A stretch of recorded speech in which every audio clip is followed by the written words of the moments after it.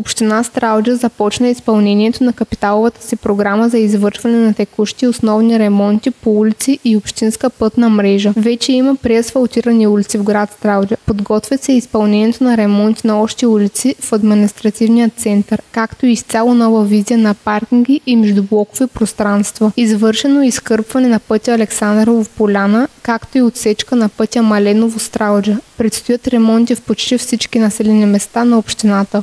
Какви ремонти се извършват и какви предстоят? В момента текат ремонти на улици в град Стралджа. След като приключат ремонтите, се започва в село Чарда на мостовото съоръжение, след това улица, след това почваме ремонти на улици по селата.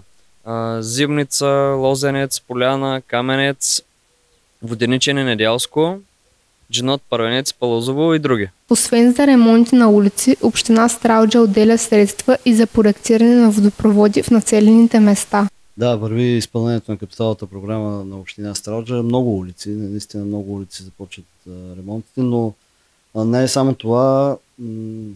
Много голяма част от средствата по бюджета на община Стралджа ще отидат от тук нататък за проектиране на водопроводи, защото това е основният проблем не само на община Стралджа, бих казал на цяла България. Липсата на вода, амортизираната мрежа по селата и в град Стралджа.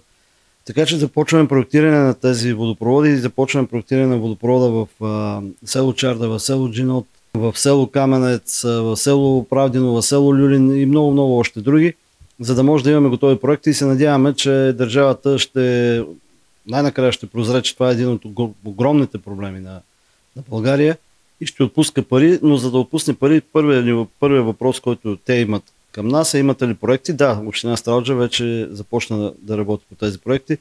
Надяваме се да се отпуснат наистина пари и след няколко години да имаме нови водопроводи по тези населени места, защото в момента водопроводите са над 60, 70, 80 години. Сами разбирате, че това нещо няма как да бъде постоянно в изправност, постоянни аварии, ВиК се чудят откъде да започнат. Разбира се, ние им помагаме, ще помагаме и за напред, но нямаме ли проекти, няма как да изградиме тези водопроводи, така че община Стралджа помислила и за това. Надяваме се и държавата след време да помисли за отпускане на средства. Извършват се ремонти и на площадните пространства в селата Саранско, Тамарино, Александрово, както и на технически съоръжения в град Стралджа.